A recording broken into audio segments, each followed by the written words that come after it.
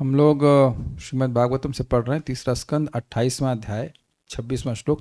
25 में आपने सुना था कि नाभि हृदय और भगवान के स्तनाग्र पर योगी को ध्यान करने के लिए कहा गया था। अब यहाँ पर भगवान के वक्षस्थल पे ध्यान करने के लिए श्लोक क्रमांक 26 में कहा जाएगा वक्षस्थल में, और कंठ पर ध्यान करने के लिए कहा जा रहा है। मेरे पीछे बोलिए।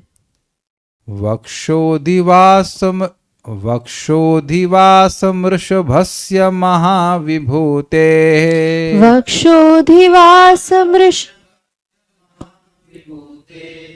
वक्षोधिवासमृषभस्य महाविभूतेः पुंसां मनोनयन निर्वृत्तिमादधानम्। पुंसां मनोनयन निर्वृत्तिमादधानम्। कंठं च कौस्तुभमणेरधिभूषणार्थम्। कंठं च कौस्तुभमणेरधिभूषणार्थम्। कुर्यान्मनस्यखिललोकनमस्कृतस्य।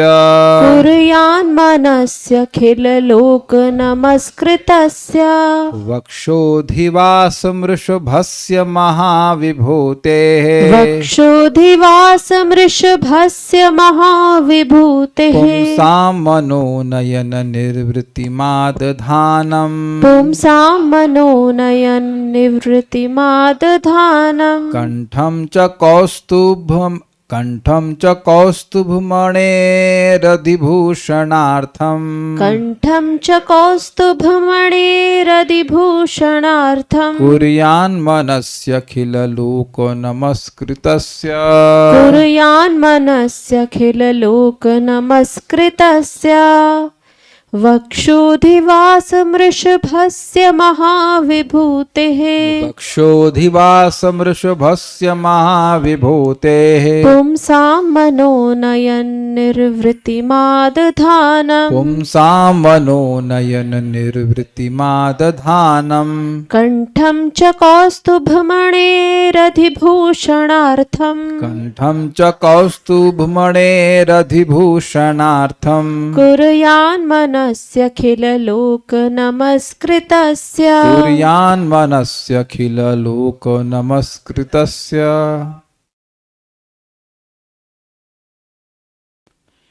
फिर योगी को भगवान के वक्षस्थल का ध्यान करना चाहिए, जो देवी महालक्ष्मी का आवास है। भगवान का वक्षस्थल मन के लिए समस्त दिव्य आनंद तथा नेत्रों को पूर्ण संतोष प्रदान करने वाला है। तब योगी को अपने मन में संपूर्ण विश्व द्वारा पूजित भगवान की गर्दन का ध्यान करना चाहिए, ध्यान धारण करना चाहिए। भगवान की गर्दन उनके वक्षस्थल पर लटकने वाली कौस्तुभ मणि की सुंदरता को बढ़ाने वाली है। कौन किसकी सुंदरता को बढ़ा रहा है? लास्ट नहीं है। कौस्तुभ मणि भगवान के कंठ की सुंदरता को बढ़ा रही है। हाँ, कौस्तुभ मणि नहीं बढ़ा रही है, भगवान का कंठ कौस्तुभ मणि की सौंदर्य को बढ़ा रहा है।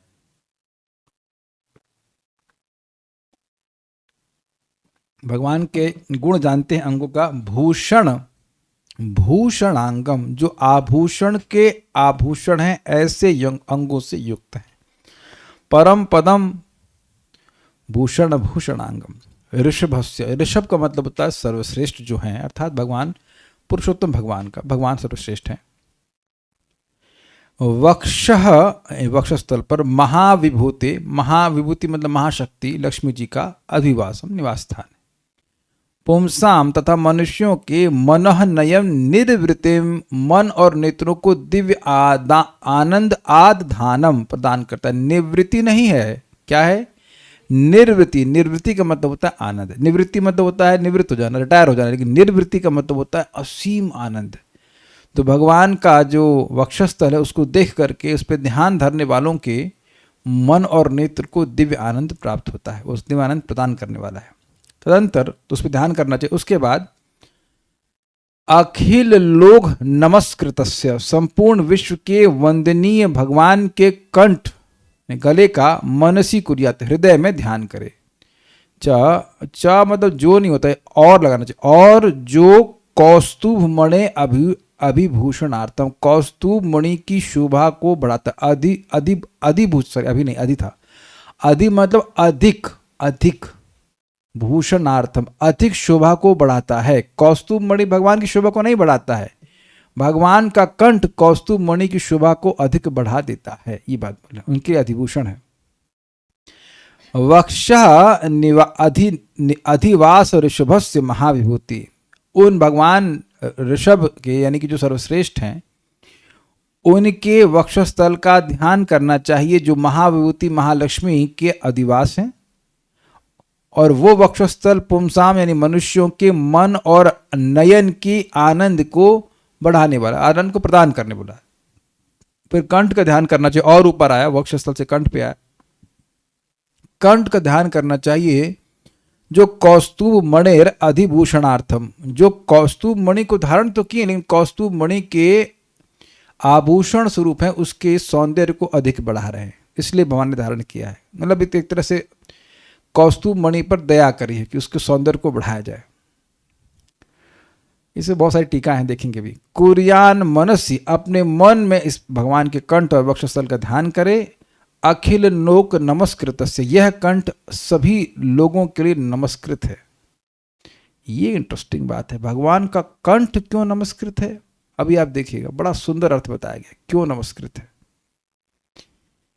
भावार्थ दीपिका, ऋषभस्य अर्थात श्री भगवान सर्वश्रेष्ठ तत्व है। ऋषभ का मतलब ही होता है सर्वश्रेष्ठ। ऋषभ ते वयम रक्षिता मुहु, तो ऋषभ का अर्थ समझे होंगे, ऋषभ मतलब होता है सर्वश्रेष्ठ, तो यहाँ ऋषभ अर्थ है। ऋषभस्य अर्थात श्री भगवान सर्वश्रेष्ठ तत्व है, सर्वश्रेष्ठ सत्य है, उनसे परे कोई तत्व नहीं है। ऐसे श्री भगवान के वक्षस्थल का यानी छाती का ध्यान करना चाहिए।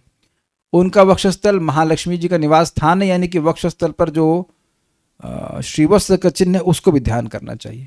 श्री भगवान के वक्षस्थल और कंठ दोनों का अपने हृदय में ध्यान करना चाहिए। श्री भगवान का कंठ इतना सुंदर है कि जिस कौस्तुभ मणि को भगवान भूषण के रूप में धारण करते हैं, उस कौस्तुभ मणि को वो कंठ अधिक भूषित करता है, अर्थात श्री भगवान का कंठ कौस्तुभ मणि को ही भूषित करता है। यद्यपि भगवान तो आभूषण के रूप में धारण करते हैं, लेकिन उनका कंठ ही आभूषण का आभूषण बन जाता है, ये कह रहे हैं। इस तरह से ध्यान देना चाहिए। इससे उस योगी का ध्यान भगवान के कंठ के असीमित सौंदर्य की तरफ जाना चाहिए। ये बात है कि देखो कितना सुंदर कंठ है, कि कंठ को कौस्तुभ मणि सुंदर नहीं बना रही। कौस्तुभ मणि के कुछ गुण याद है किसी को? एनीवन? आपको याद है वेदवादी? इधर प्रभु जी में से कौस्तुभ मणि, कल्याण प्रभु, सॉरी काले कृष्ण प्रभु याद, कहाँ है mic? Give him the mic. तारे की तरह, तेरे ग्रीन, अच्छा ग्रीन बोल दिए, ग्रीन तो नहीं है कौस्तुभ मणि। हजारों सूर्य एक साथ हो, उससे भी ज्यादा, हजारों सूर्यों का, व्हाट इज दैट? अंबर मणि निकुरंबम, अंबर की मणि अर्थात सूर्य का समूह भी हो तो वह भी अब इस कौस्तुभ मणि के प्रकाश के आगे कुछ नहीं है, उनके तेज को तिरस्कृत कर देता है। लेकिन वो कौस्तुभ मणि भी भगवान की छाती पर कैसे चमकता है? थोड़े टिमटिमाते हुए तारे की तरह, इतना भगवान का वक्षस्थल चमकीला है। तो एक इंटरेस्टिंग बात है कि लोग जब आभूषण पहनते हैं तो आभूषण उनके चेहरे से अधिक चमकता है, चमकदार होता है। लेकिन तो स्वाभाविक सी बात है, भगवान का वक्षस्थल या भगवान का कंठ जो है वो कौस्तुभ मणि से अधिक चमकदार है। स्वाभाविक सी बात है कि वह उसका आभूषण जैसा लग रहा है, सौंदर्य की दृष्टि से भी है। ठीक है, गले में है तो वक्षस्थल और गले की क्वालिटी अलग हो जाएगी। अगर वक्षस्थल कह रहे हैं कि चमक रहा है तो कंठ जो है वो डाउन होगा। कंठ में है लेकिन आया तो वक्षस्थल पर भी है ना। जो कंठ है, जो वक्षस्थल है, सभी कुछ अधिक चमकदार है ना कौस्तुभ मणि से। ये बात समझना चाहिए। सारा दर्शनी नहीं, ये पढ़ा कुछ रहेगा क्या? भगवान के वक्षस्थल और कंठ दोनों पुंसाम अर्थात अपना स्मरण करने वाले लोगों के मन और नेत्रों को आनंदित करते हैं। कहने का मतलब है कि भाई जिनको भगवान से प्रेम है उनको भगवान का वक्षस्थल और कंठ देखकर सुख मिलेगा। अब जो भगवान का स्मरण कर ही नहीं रहे उन मनुष्यों को क्या सुख मिल रहा है? वो तो किसी और चीज का स्मरण कर रहे हैं, तो उन्हें क्या सुख मिलेगा? तो पुंसाम मतलब ध्यातुर अर्थात जो ध्यान करने वाले हैं। तो इस योगी को भी इस प्रकार का सुख प्राप्त होगा, ये बात है। सारार्थ दर्शनी। महाविभूति अर्थात महालक्ष्मी देवी का अधिवासम, अधि अर्थात अधिक रूप से, वाम भाग में आवास स्थल जहां है, ऐसे श्री भगवान के वक्षस्थल का मन में चिंतन करना चाहिए। अब देखिए एक बात पे झगड़ा हुआ, झगड़ा इन द सेंस एक ऑब्जेक्शन आया कि कल एक बात यहां चक्रवर्ती पाद ने करी है,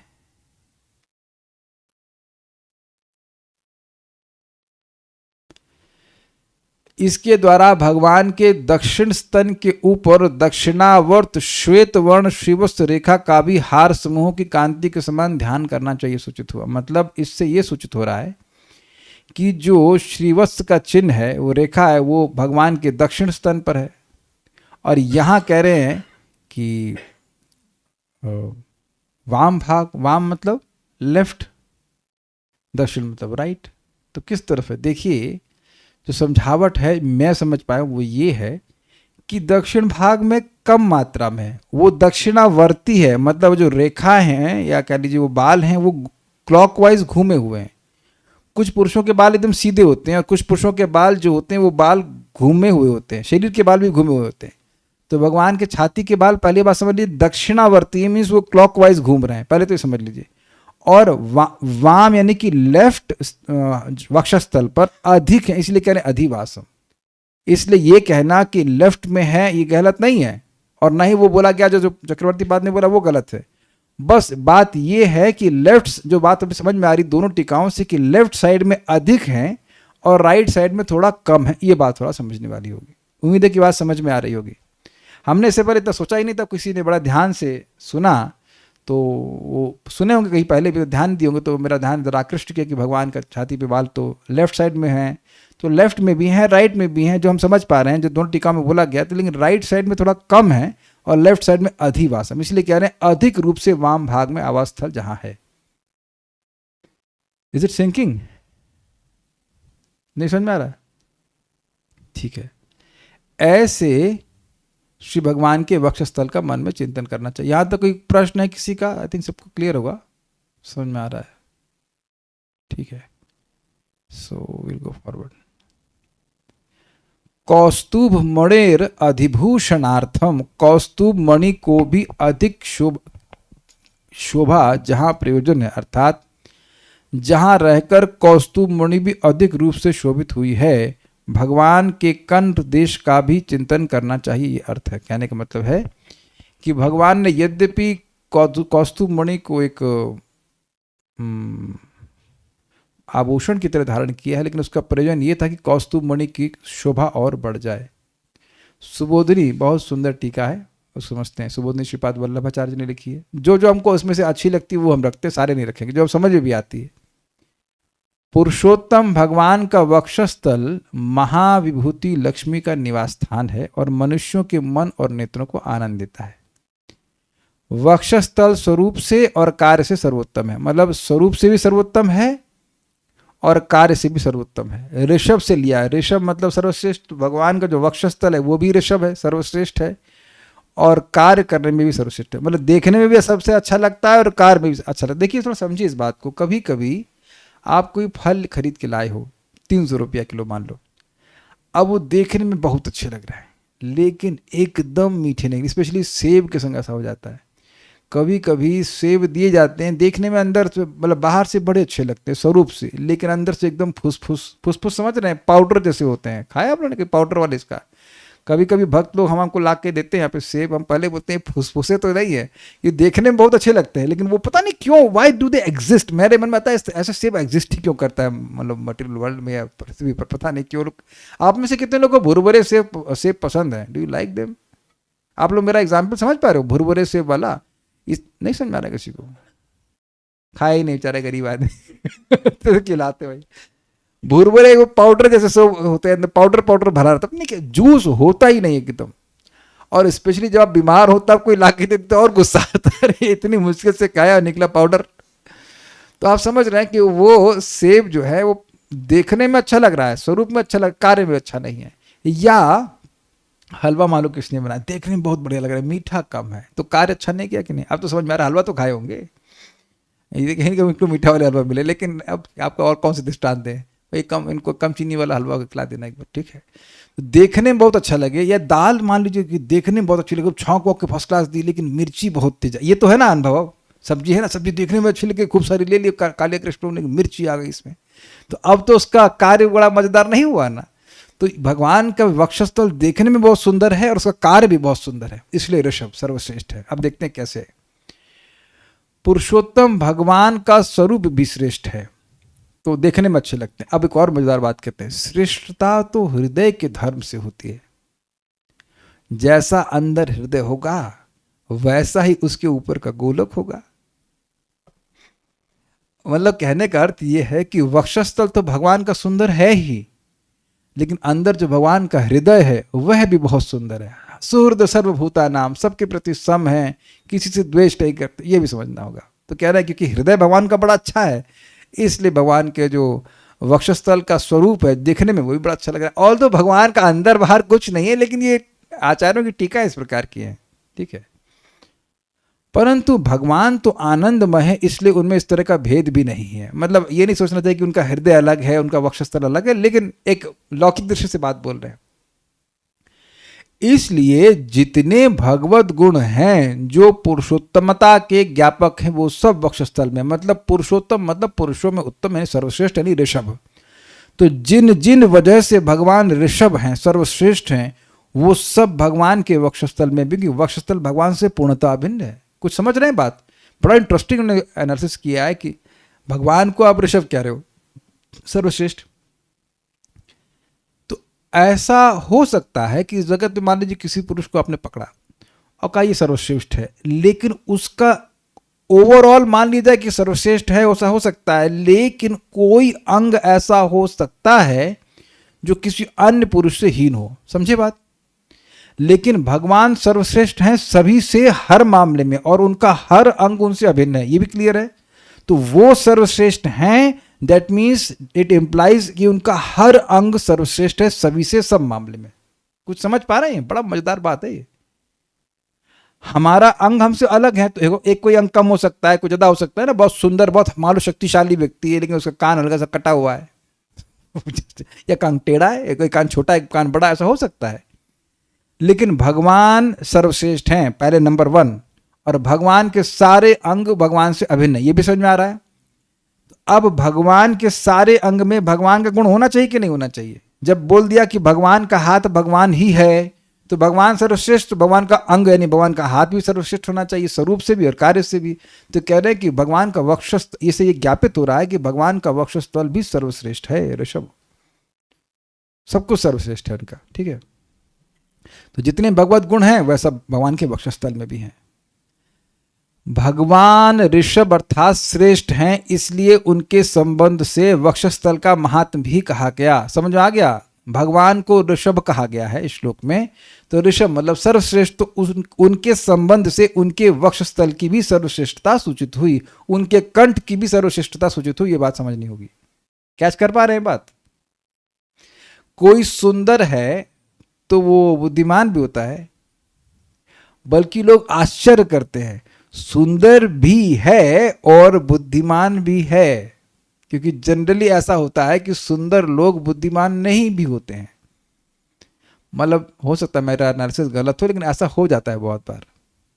इसीलिए तो माताओं के लिए कहते हैं ब्यूटी विद ब्रेन्स, जनरली नहीं होता है। हम लोग वहाँ IIT में हंसते थे कि जो लड़की IIT पहुंची वो देखने में सुंदर नहीं होगी क्योंकि लगती लड़कियां पहुंचती बहुत कम थी वहाँ पे, और जो सुंदर होगी वो लिपस्टिक लगाएगी कि IIT की तैयारी करेगी, उस उसी में रमी रहेगी कि मैं आज लिपस्टिक लगाऊं, मेरे बाल सुधार नहीं। वो जनरली बिकॉज वहाँ लड़कियां बहुत कम पहुंचती। आज भी पता नहीं क्या रेशियो, हमको नहीं पता, उस समय में बहुत कम, 5% भी नहीं थी, रिजर्वेशन भी था तब भी बहुत पहुंच ही नहीं पाते थे। अब बुरा नहीं मानिएगा, लेकिन ऐसा हमने सुना, हम लोग का तो ऑब्जर्वेशन था वहाँ पे, नहीं कर पाते थे जनरली। लेकिन भगवान के संग अद्भुत बात है कि उनका हर अंग सर्वश्रेष्ठ है, हर अंग। आप देखेंगे कि बहुत सारे साइंटिस्ट जगत में सुंदर बहुत नहीं है, हैं ऐसे क्या? हम नाम क्या गिनाएं, लेकिन ऐसे आइंस्टीन को बहुत सुंदर तो नहीं दिखते थे आइंस्टीन से कौन माता जी शादी करना चाहते हैं? शक्ल देख करके अपने दुनिया में पगले से घूमते रहते हैं कि नहीं? हाँ, अब्दुल जे कलाम भी क्या एपीजे कलाम भी कोई बहुत सुंदर तो देखने में नहीं लग रहे थे। तो आप देखेंगे जनरली बहुत बुद्धिमान लोग, बहुत प्रखर बुद्धिमान हो, बहुत सुंदर भी नहीं होते हैं जनरली। ऐसा नहीं कि नहीं हो सकते, बट जनरली ऐसा नहीं होता है। तो लेकिन भगवान का हर अंग, हर गुण भगवान के गुण से युक्त है। हर गुण नहीं, हर भगवान का हर अंग भगवान के गुण से युक्त है, तो सर्वश्रेष्ठ है। अच्छा, तो स्वरूप से सुंदर कह दिया। अब कह रहे हैं अब कार्य से उसके दो प्रकार के महात्म्य हैं। मतलब कार्य मतलब इफेक्ट्स। भाई स्वरूप लक्षण तटस्थ लक्षण होता है ना, तो देखने में कैसे लग रहे हैं, बड़े सर बहुत सुंदर है। अब उनके कार्य क्या है, तो दो प्रकार के कार्य हैं। एक तो ऐहिक, ऐहिक मतलब इस लोक का, और दूसरा पारलौकिक यानी परलोक का। अब बड़ा मजेदार है, उसमें ऐहिक महात्म तो स्त्री धन आदि रूप होता है। इस जगत में किसी का महात्म है, महानता, तो क्या बड़ी सुंदर स्त्री पास में होगी और धन होगा उसका, तब अच्छा माना जाएगा। तो वक्षस्थल पे क्या है, महाविभूति लक्ष्मी जी हैं, और लक्ष्मी जी सुंदर भी हैं, सुंदर स्त्री भी है, और धन की देवी भी है। तो भगवान का वक्षस्थल ऐहिक रूप से, भौतिक रूप से बढ़िया कार्य कर रहा है कि नहीं कर रहा हमको बड़ा अच्छा लगा भाई ये समझ में। किसी को आया तो लाइक बटन दबाइए, किसी के गया दिमाग में या ऊपर से गया। भाई देखिए, इस जगत में दो प्रकार के कार्य होते हैं। आप भौतिक रूप से भी आप अच्छे से कार्य कर रहे हैं, खूब पैसा है, सुंदर पत्नी है, और भैया अध्यात्म में भी आगे बढ़े हैं, आनंद प्रदान कर रहे हैं। तो कह रहे हैं कि भगवान का जो वक्षस्थल का कार्य है वो दोनों कार्य बताए गए। ऐहिक मतलब भाई साक्षात लक्ष्मी रोमावली के रूप में है, तो सुंदर पत्नी है, और धन है, लक्ष्मी जी है तो धन है, तो अब स्त्री है और धन है, तो उससे अधिक और क्या कहा जाएगा। लक्ष्मी जी ही जिसकी पत्नी है, उसके आगे और क्या उसके पास ऐश्वर्य होगा। तो इससे उनका ऐहिक महात्म्य मतलब इहा से आया ऐहिक, इस जगत का महात्म्य बताया गया। और पारलौकिक महात्म्य परमानंद का हेतु होता है, जो दिव्य आनंद होता है, उसका क्रम कहते हैं। भगवान का वक्षस्थल ऐहिक अर्थात सब पुरुषार्थ रूपा लक्ष्मी का निवास स्थान है एक, और बाकी जो आनंद दे रहे हैं वो जो आनंद भगवान का वक्षस्थल प्रदान कर रहा है, उससे उनका पारलौकिक महात्म्य कहा जा रहा है। अब आनंद भी दो प्रकार का होता है, बाह्य और आभ्यंतर भेद से दो प्रकार का आनंद होता है।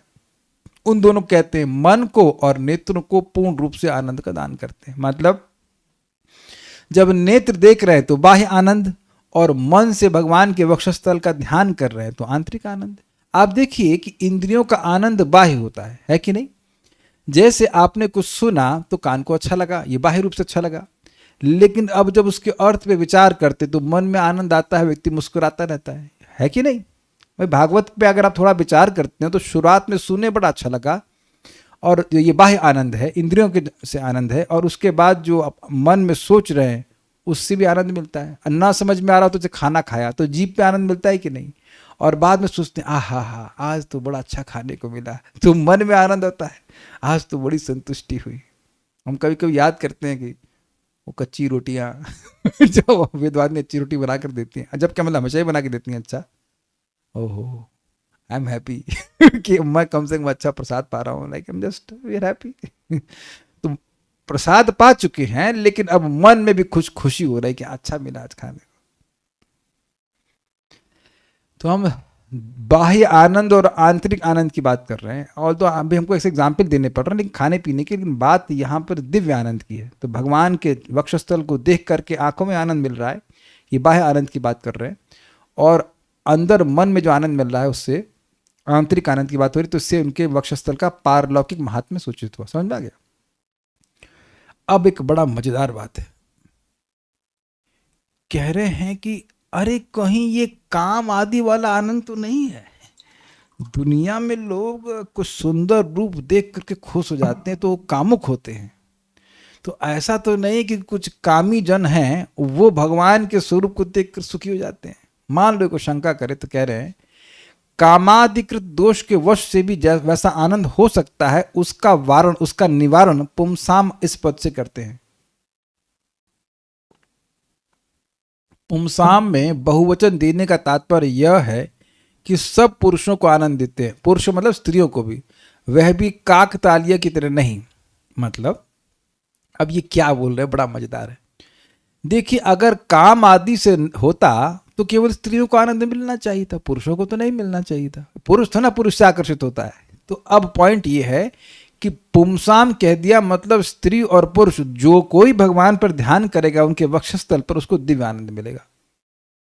और ये स्वाभाविक सी बात है, जो लोग भी भगवान का नाम जप करते हैं, चाहे स्त्री हो चाहे पुरुष हो, कालांतर में जो साधना करते रहते तो उनको एक दिव्य सुख की अनुभूति होती है। तो ये कोई सब्जेक्टिव एक्सपीरियंस तो नहीं है कि बस केवल स्त्रियों को ही अच्छा लगेगा और केवल पुरुषों को अच्छा लगेगा। भाई काम तो सब्जेक्टिव वे में काम करता है। स्त्रियों को पुरुष को देख कि स्त्री है तो पुरुष को देख के आकर्षित होगी, या पुरुष है तो स्त्री को देख के आकर्षित होगा, लेकिन भगवान सभी को आकर्षित कर रहे हैं, सभी को सुख दे रहे हैं। इसका मतलब ये काम आदि से जड़ित नहीं है। समझ में आई बात? एक और बात मजेदार है, काक तालिया मतलब देखिए, ताल का वृक्ष है, डेट, तो उस पर कौवा बैठा हुआ था, तो कौवा उड़ा और उतने में ही एक ताल का वृक्ष फल नीचे गिर गया। तो अब लोग लॉजिक लगा, अच्छा कौवे के उड़ने की वजह से ताल का फल नीचे गिरा, लेकिन कौवे के उड़ने की वजह से ताल का फल नहीं गिरा। एक इंसिडेंटल बात हुई, क्या कहते हैं उसको, अचानक एक्सीडेंटल बात हो गई कि पेड़ से जो कौवा था वो उड़ा और ताल का फल गिरा। इनमें आपस में कोई रिलेशनशिप नहीं है। तो लोग कोई कहे कि भाई ऐसा भी नहीं है कि भगवान तुक्के में किसी को सुख दे रहे हैं, किसी को मिलता है किसी को नहीं मिलता, ऐसा नहीं है। एक्सीडेंटल सुख नहीं दे रहे हैं, अपितु भगवान आनंदमय हैं, उन पर जो ध्यान करता है, एक सिस्टम है, जैसे जैसे वो अविद्या से निवृत्त होता है उसे सुख मिलता ही है। इसी से फुल सिस्टम, ऐसा नहीं कि किसी को मिला किसी को नहीं मिलेगा। ये कह रहे आई एम मिसिंग ताल का फल, तो क्या आप नीचे कैच करने के लिए खड़ी रहती थी? अब ये कहाँ पे है, भोपाल में है, तो भोपाल में ताल के पेड़ नहीं उगते ठीक है, एनीवेज। अब कंठ के ध्यान को कहते हैं। कंठ दो प्रकार का है, हर जगह दो प्रकार का। कंठ भी दो प्रकार का, एक तो बाह्य कंठ जो आभूषणों का आधारभूत है, यानी कि स्वरूप से सुंदर लग रहा है, और दूसरा आंतर कंठ जो सर्व वेदों के उद्गम का कारण है और जगत गुरु है। अब आप समझ रहे हैं कि सर्वलोक नमस्कृतम क्यों कह रहे हैं? आएगा, क्लियर आएगा। पॉइंट इज कि इन्होंने वक्षस्थल के स्वरूप और कार्य को बताया, अब यहां कंठ के भी स्वरूप और कार्य को बताएंगे।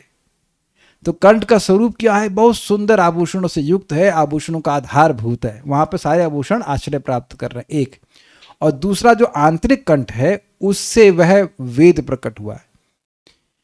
जो भी भगवान बोलते हैं, जैसे भगवान भगवद गीता बोले तो कंठ से प्रकट हुआ ना। वैसे तो भगवान हाथ से भी प्रकट करा सकते थे, वो उनके हाथ भी बोल सकता है, ये बात सत्य है, लेकिन बोले तो कंठ से ना।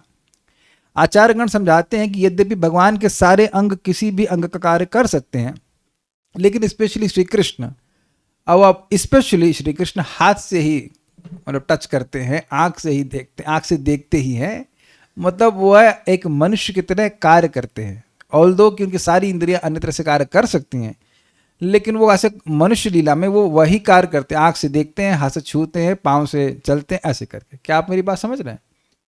तो भगवान ने भगवद गीता बोली, श्री भगवान उवाचा, तो आप क्या सोचते हो भगवान हाथ से बोल रहे हैं? आप सोच रहे हैं, आप यही सोचते हो कि भगवान मुख से बोल रहे हैं। तो मुख में केवल मुख से बोलते हैं, कंठ से नहीं बोलते हैं। तो आंतरिक कंठ समझते हैं क्या? लैरिंग्स बोलते हैं ना, अंदर हमारे रहता है, ये वाइब्रेट करेगा तब ना हम बोलते हैं। तो आंतरिक कंठ का भी बहुत सुंदर सौंदर्य है, क्योंकि वही वेद का उद्गम है, सारा ज्ञान वहां से प्रकाशित हुआ, इसलिए सर्वलोक नमस्कृतम, नमस्करणीय है। Is it okay? अत्यंत प्रिय जो आभरण होते वे कंठ में पहने जाते। क्यों भाई? आप में से कौन माता जी वो आभूषण पहनी है जो आपको बिल्कुल पसंद नहीं है? बल्कि कभी कभी माताएं इतना बड़ा कुंडल पहन लेती हैं, देखा आपने, यहां तक होता है ऐसा लंबा, और वो भी प्लास्टिक का और वो माता जी जिनके पास खूब पैसे हैं, कभी हम नोटिस करते हैं ये क्यों पहनी, गरीब है क्या?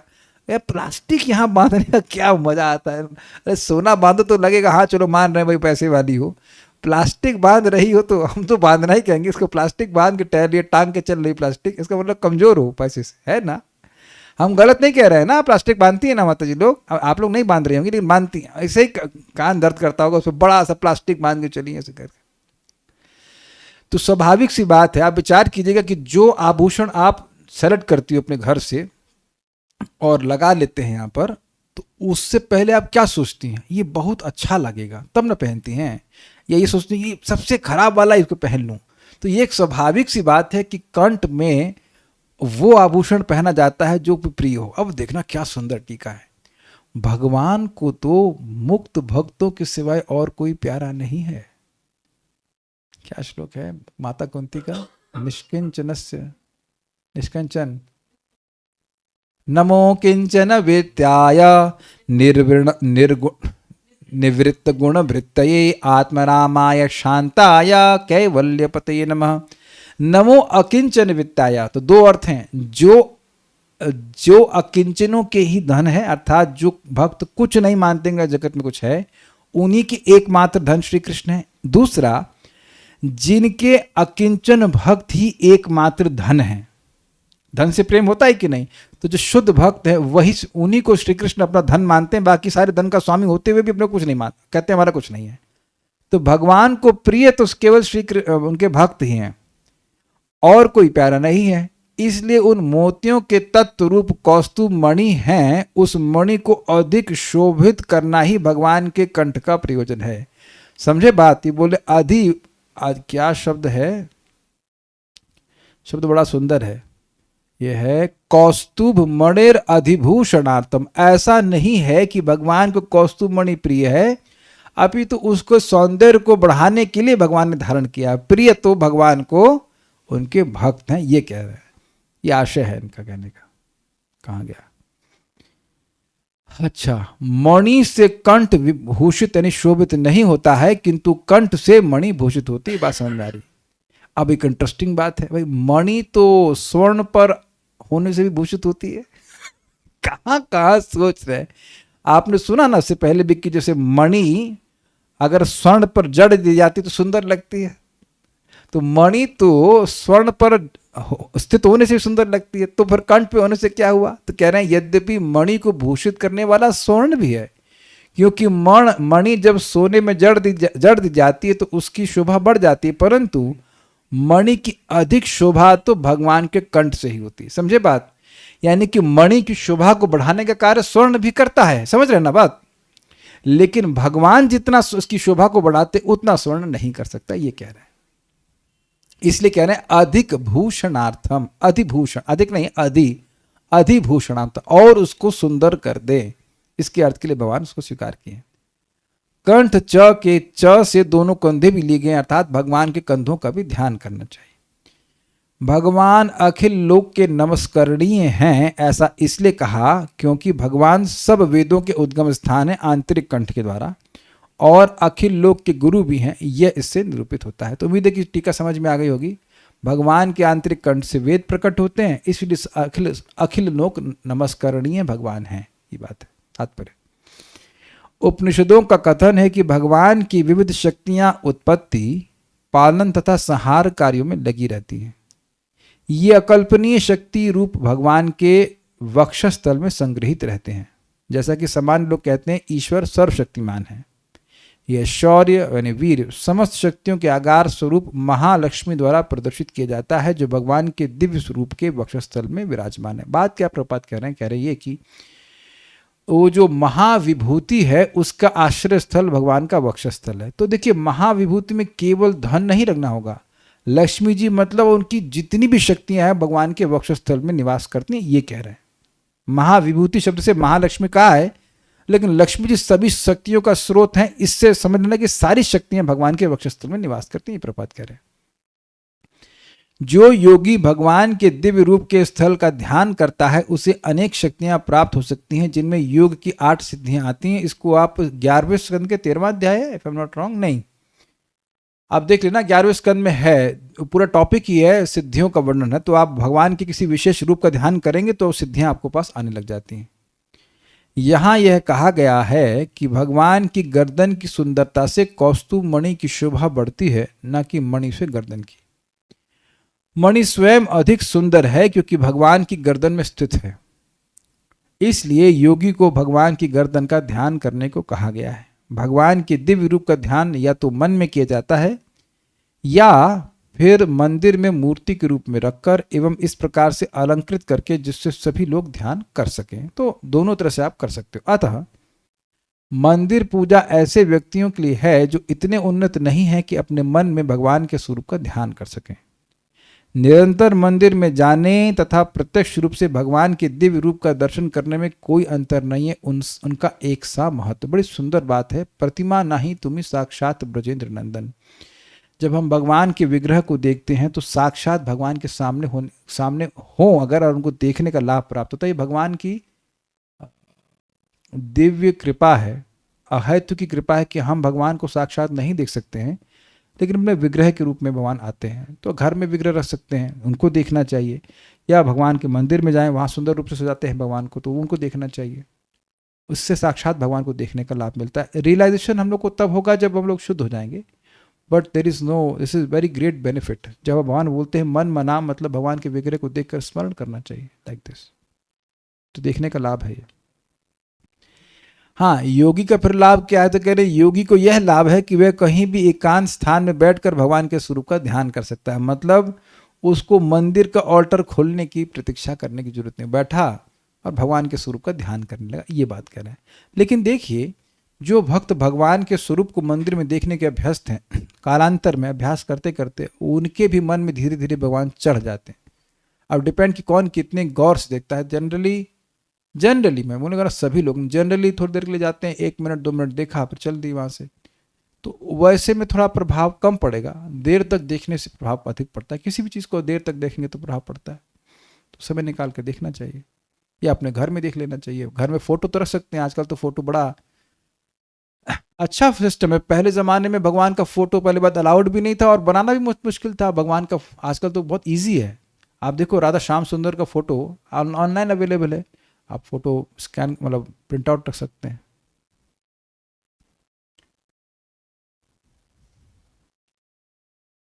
ये बात है, ध्यान करते। देखिए, एक इंटरेस्टिंग बात है, आप मंदिर में खड़े हैं तो हो सकता है कि कोई आपको धक्का दे दे।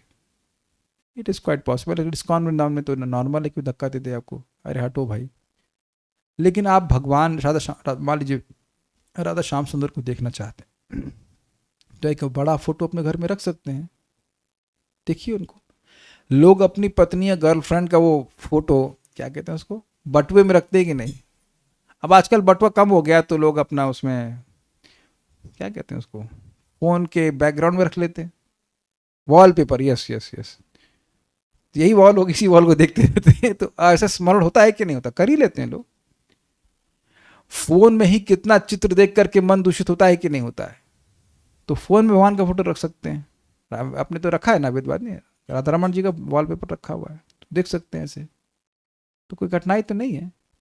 जब मन में स्मरण कर रहे हैं तो आनंद मिल रहा है, तो आप फोटो में देखेंगे तो क्या अलग हो जाएंगे। फोटो हो चाहे वो लकड़ी हो, चाहे वो पत्थर से बना हो, चाहे मणि से बना हो, चाहे धातु से बना हो, वो उसमें कोई भेद नहीं देखना चाहिए। जो आपकी सुलभता है, जैसे आप देखना चाहो वैसे देख सकते हैं। समझ रहे हैं बात। हरे कृष्ण मंत्र मेरे रूम में बैठ के करिए, बगल वाले रूम में बैठ के करिए, अंतर थोड़ा ना है। भगवान का नाम तो बराबर ही कार्य कर रहा है ना। अब आपका फोकस कितना बनेगा, उससे आपको अधिक अनुभव प्राप्त होगा, ये बात है। भगवान में लिमिट नहीं लगानी चाहिए, ध्यान रखना चाहिए। ऐसा नहीं कि भगवान यहाँ है और भगवान वहाँ नहीं है, हर जगह है। अब आपके एक्सेस कितना है, आप कितना फोकस करना चाहते हैं, ये बात। इसीलिए कह रहे हैं कि दोनों ही बराबर से लाभ प्राप्त करेंगे। बस योगी के संग फायदा ये है, वो जहाँ बैठ जाएगा वहाँ भगवान का ध्यान कर सकता है, ठीक है।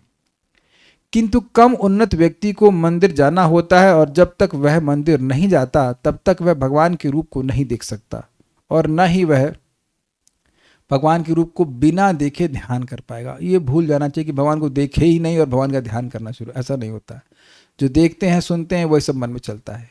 चाहे श्रवण हो, दर्शन या ध्यान, सबका लक्ष्य भगवान का दिव्य स्वरूप प्राप्त करना है, दिव्य स्वरूप पर फोकस करना है। शून्यता या निर्विशेषता का प्रश्न ही नहीं उठता। भगवान सबों को दिव्य आनंद का वरदान देते हैं, चाहे वो मंदिर जाने वाला हो, ध्यान करता योगी हो, या श्रीमद् भागवत अथवा भगवद गीता जैसे शास्त्रों से भगवान के दिव्य स्वरूप को सुनने वाला हो।